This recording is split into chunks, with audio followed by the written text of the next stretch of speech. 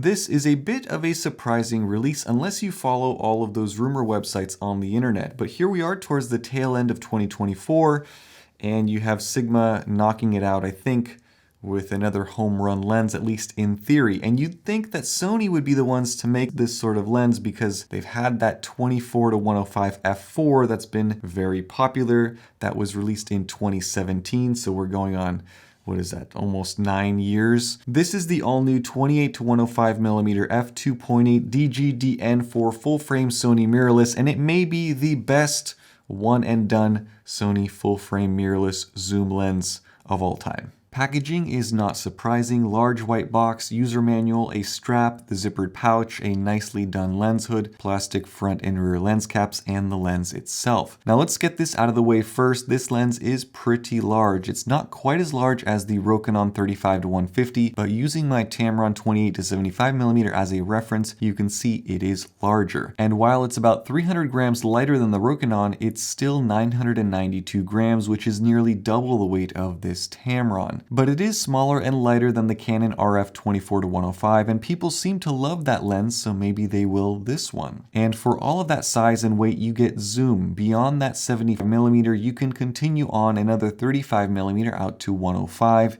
And let me just say, f2.8 at 105mm is special. That reach is valuable in a do-it-all type of walk-around zoom. Starting at the rear, there is a metal mount with electronic connections, a weather sealing gasket here, and the entire lens is dust and splash resistant. 024 indicates a 2024 release. Minimum focus is a remarkable 1.31 feet and made in Japan. What Sigma has done is used a magnesium alloy here near the mount to keep this lens under 1 kilo, but the overall build is a combination of metal and plastic and glass. The first ring is the aperture. It's clicky or declicked, and it moves nicely from f2.8 to f22 and then into A. And you can lock it into or out of that A with a switch. Lens specs are listed here. Sigma logo, the little A for Art series, and then we get to the zoom ring. The zoom rotation is solid, a bit firm, but very smooth from 28mm out to 105. This Sigma has no lens creep, which is a testament to solid tolerances and construction. There are 2 customizable buttons up here, an autofocus manual focus switch, and a lock switch to prevent the lens from extending if you are packing it away. In front of all of this is a superbly smooth focus ring, but it's all electronic, not mechanical. And finally, a nice sized front lens element. No writing, nothing up here. It's a nice and clean look. Inside there are 18 elements in 13 groups, including an assortment of advanced elements, a 12-bladed diaphragm, and focus is handled by Sigma's best HLA or high response linear actuator motor. Mounted on any camera, this lens is a bit overpowering. Its girth and weight is certainly felt, and when you extend that barrel and pop on the lens hood, it becomes clear that this is a telephoto lens. That being said, I had the opportunity to travel to Santa Barbara with this lens, and I borrowed an A7C II,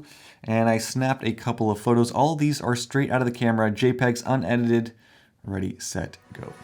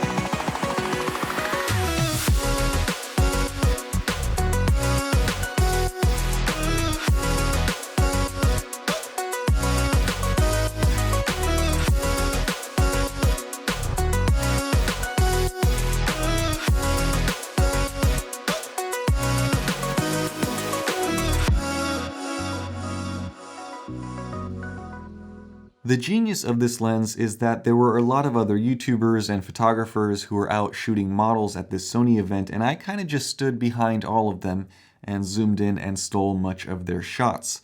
and the results really speak for themselves. That zoom is extra versatile. Optically, there's a lot to like here. Sharpness is superb, corner to corner, wide open. There's really nothing to complain about. I did a quick side-by-side with the Tamron that I own, and here are the results. I would say that at 75mm, they're about the same. The Tamron might be a hair better, but here at 35mm, the Sigma does look as sharp across the frame and slightly sharper in a few areas. You'll notice chromatic aberration performance is about the same. It's hard making an f2.8 zoom with no fringing, and while it doesn't look too bad in some of these examples, the last week has been overcast every day, so it doesn't show up quite as apparently. Colors and contrast levels are both great, distortions are well controlled, barrel distortion just barely exists at the wide end, and it turns into a just slightly pin cushion on the telephoto side, but it's so slight that I'm going to call this flat throughout the range, at least with distortion correction turned on in camera. There's a bit of vignetting on the wide end at 28mm as well, which does get better stop down, and it isn't as bad at other focal lengths, but vignetting is so easy to correct these days. The important thing really is that those corners stay sharp no matter what focal length you use. In Sigma's own literature for this lens, they published some MTF charts comparing this lens to their own 24-70 f2.8,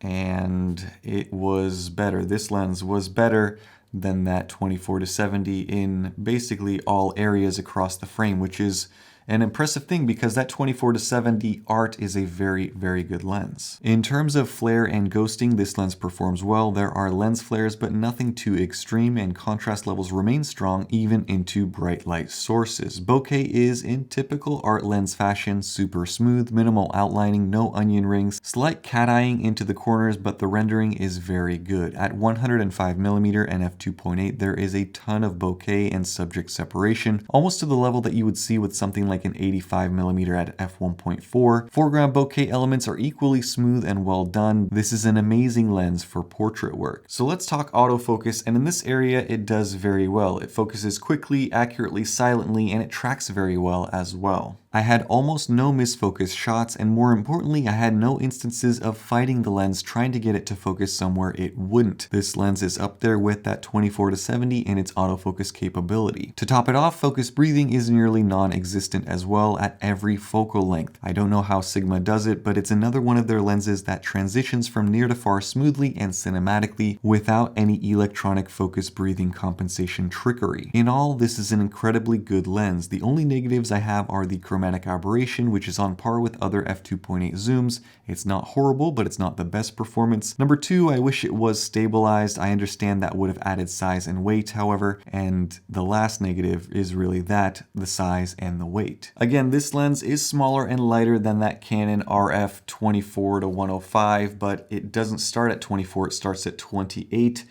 So you do give up a little bit on the wide end, but is 24mm really wide enough? Most people will say no, 20mm is the new 24, so this thing starting at 28 may be okay for a lot of you. Really, the idea behind this is that you can, in theory, replace two lenses, a 24-70 and a 70-200 with one lens, and then you have obvious compromises on both sides of that range, but the convenience factor of only having one lens and carrying around one lens on your camera body versus lugging around two is obviously there, and it's also a lot less expensive than owning two lenses. This new Sigma is coming in at a price of $14.99 US, making it only $300 more than their own 24-70 DGDN2. That makes it $800 less than Sony's own 24-70 G Master and a whopping $1,500 less than Canon's own 24-105 for the RF mount. In the world of full-frame walk-around zooms, this is a very, very competitive price. If you look at this lens as a replacement for the 24-70 and 70-200 from Sony, that's comparing $5,000 worth of lenses to a single $1,500 lens.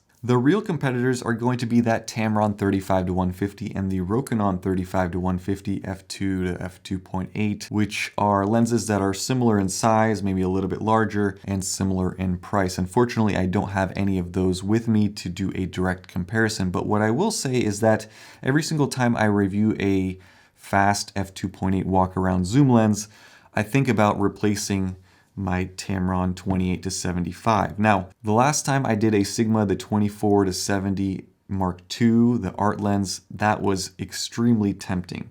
I was very close to upgrading this lens. This 28 to 105, however, is really the most tempting walk-around zoom lens that I've tested to date. So I think it's going to be very popular. This sort of range with a fast f2.8 aperture and that Sigma optic quality and made in Japan build really is hard to beat. If you can manage the size and the weight of this lens, what an excellent option for a one and done pickup. It's one of those lenses that you buy once and you cry once, as they say. But certainly if you do shoot Sony full frame, worth checking out. And I think that a lot of people are going to be looking at this as an amazing replacement for their 24 to 70, just to give you that extra bit of reach, extra bit of bokeh, better for portrait work. There's a lot of good things with this thing. As always, I will link down in the description the best place that I could find with the lowest price. So definitely check that out if you are in the market. And let me know what you guys think about this lens down in the comments section. Always curious to read your guys' comments. Thank you so much for watching. Stay tuned for more. Have a nice day. Bye-bye.